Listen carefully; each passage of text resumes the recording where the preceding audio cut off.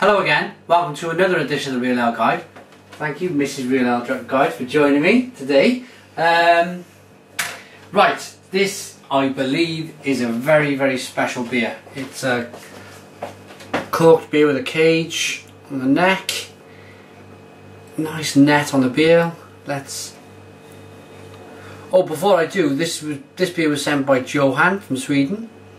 I'm very much looking forward to this. I'm going to share this one with my wife Mel. This is a collaboration brew from the Brooklyn Brewery. The Brooklyn Brewery went over to D Carnegie Co. It's 175th anniversary beer. So it's been brewed in Sweden in collaboration with the Brooklyn Brewery. Bit of a tongue twister, but there you go. And it's their special porter. So let's get this. So when was it brewed? It was brewed in 2011. Good point, thank you Mel. Okay, let's get this cork. Here she goes. Wait. Whoa! Ho, ho. There's smoke on that one. Okay, this is all going to be drunk tonight, so I'm going to fill our glasses up with this wonderful sounding porter.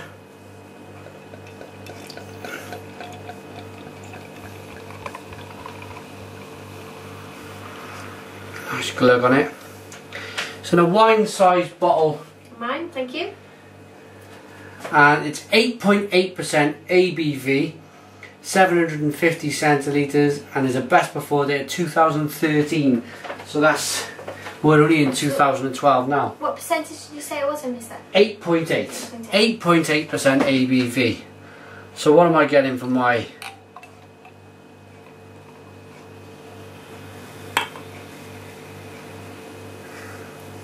beer? Okay, really it's dark. Yeah, it's very dark in there. It's a very dark beer. It's a one finger off-white head carbonation. You got plenty of carbonation going, yeah. Yeah. Nice tight carbonation rising from the side of the glass. Like you say, it's a very. There's a hint if you hold it up to the window. There's a hint. If you hold yours up to the light, there's a hint of red in the glass. Yeah. Licorice colour. Yeah, it looks like, yes, a licorice colour. Should we get the nose? It's quite savoury, first of all. That smell. It is. It is savoury, like that. And then it kind of gives way. Chocolate malt? Kind of like a licoricey. Yeah, licoricey chocolate malt in there. You know, like that savoury, licoricey flavour you get. Reminds me of that.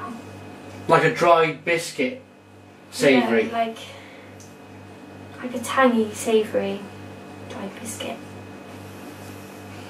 Cheers anyway. Let's get in. It's all in a tasting.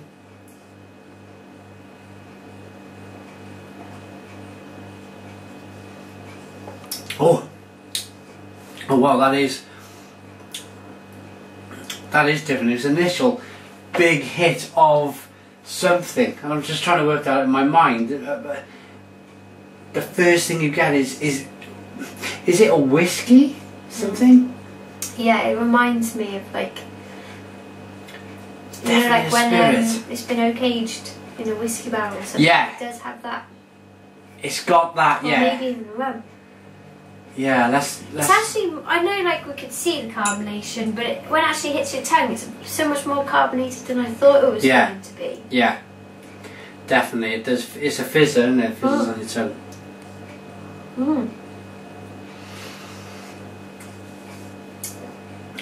Yeah, it's definitely got like a spirit. Yeah. Kind of tone to it. Does it say if it has? Do we know if it has, or I suppose it's in a different language? It's in Sweden, is it? Sweden. It's in English. Right. It's in English. I've not read the bottle. I wanted to keep it as a surprise. But let's try and get our own flavours first, and then we'll drop back on the bottle. So there's a definite spirit.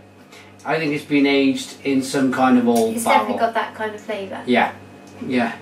Other than that, I'm getting hints of licorice. Yeah, more that than chocolate, I think. Yeah. In fact, Pardon me. perhaps not really any chocolate in there.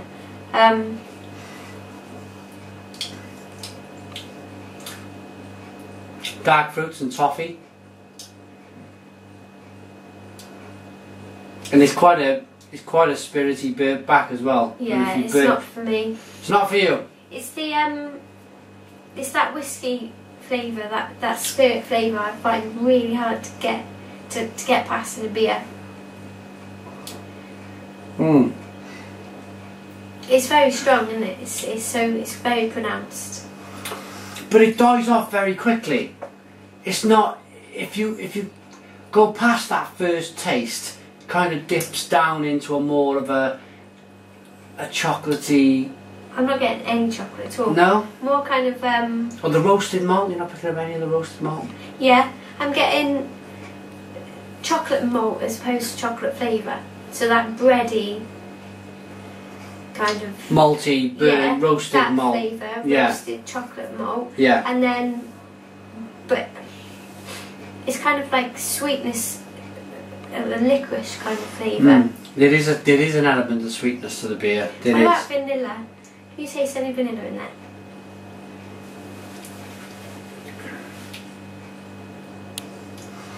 There's vanilla with that. It goes along. It runs at the same time as that spirity flavour. Yeah. Try it again. No, it does. It does, yeah.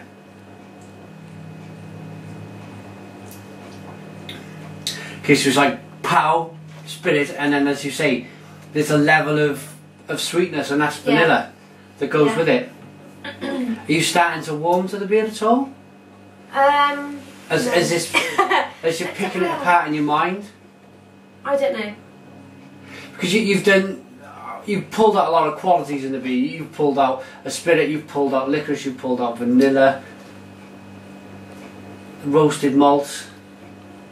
We're in agreement to that. Yeah, like I know that what I'm picking out, and I like what I'm picking out, but that doesn't mean I like the beer overall. But at the same time, I know it's just me that might not like it. Yeah. Everyone else could and probably will, because I can see why it's a lovely beer, and I love the mouthfeel as well. It's not sticky. No. And that carbonation kind of keeps it refreshing. Imagine if it was not carbonated. Pardon me. Do you think it would be heavy? That flavours, all those flavours together. The carbonation lifts it, doesn't it? Gives it that uplifting. Takes it from being heavy. Yeah. Yeah. I think so. The more I'm tasting it though, the more. I mean, I've liked the beer from the start. I'm going to put this across. It's really hard for me to not enjoy it, because I love porters, I love stouts, but it's just that there's that spirit flavour in there, or spirit, or what have you. I don't know what it is, but I can't get past that. So it's fair comments, isn't it? It's fair and honest comments. It's what we're doing as reviewers. Let's get another nose, release some of these big flavours. Now I'm getting more, I don't know if I'm getting used to that spirit now, but really wash it round and then get your nose in, because I'm getting more of the chocolate and the vanilla. On that. Yeah, I'm definitely getting the sweet vanilla kind of tones. And raisin. Have a taste. There's There's a raisin in there. It's what preserves the raisin, isn't it? It's almost vinous. That makes me think of that licorice. You know, like when you got your sherbet fountains, and that hard but it's very sweet. That particular licorice, that's what that reminds me of. You're saying raisin, I'd say. As well as licorice. Yeah. I like this. This reminds me quite a lot of the Orkney Island Dark Island Reserve. Exactly like that. Yeah. And I was the same with that one. Yeah, fair play to Mel. She just wasn't overly keen on that one either. But this is... What about it's not a spitting image. It's what about the Grand Cru? The Grand Cru? St Austell one. Oh, the St Austell Grand Cru. I think this is a lot better. But it's... They were oak-aged. And that really reminds... This really reminds me of those two particular ales. Right, I just checked the time. I want to read. We've discussed we've questioned whether it's okay. So let's reveal to the viewers if it's an okay beer.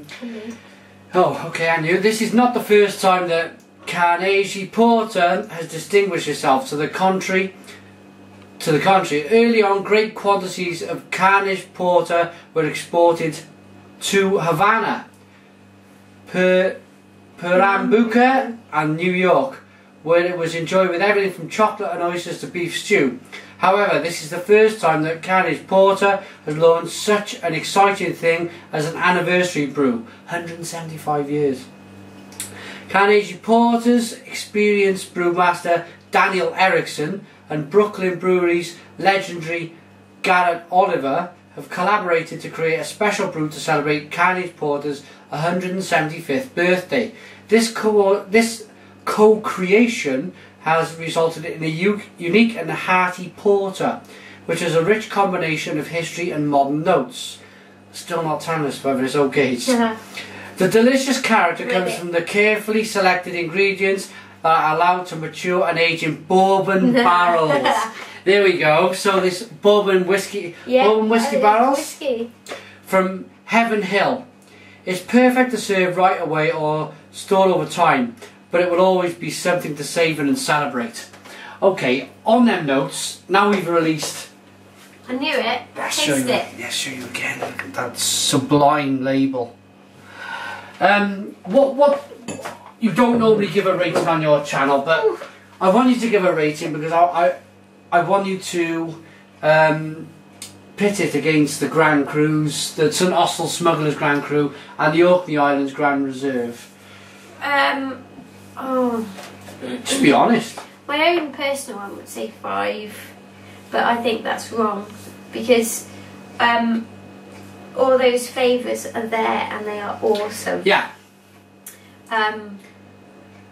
So I think this is definitely better than the Grand Cru. It's a better beer than St Austell's Grand Cru, much better. But the Orkney Isles, I'm not sure which I prefer. I'd have to have them both to try it. So both up there. It's a fantastic brew. I'm gonna trump Mel's 5. I didn't give it a 5. Oh, I wouldn't have given it a 5. If anything, I'd give it an 8, 8.5. 8.5 out of 10. 8.5 out of 10 for Mel. I'm gonna trump it again. I'm gonna give it a 9. I'm gonna give it a 9. I think it's a wonderful beer. It's very complex. It's probably a beer where myself and Mel should probably take it away, sit down on the sofa, have a little discussion about it and perhaps pull more flavours. I definitely think there's probably more there as the beer warms up. We'll probably find some more. I didn't get any coffee notes, which I thought I would have done. Should we have a final taste? I reckon as it warms up to, you know, temperature in your hand and what have you, I reckon that you could probably get that. Let's have one more final taste then.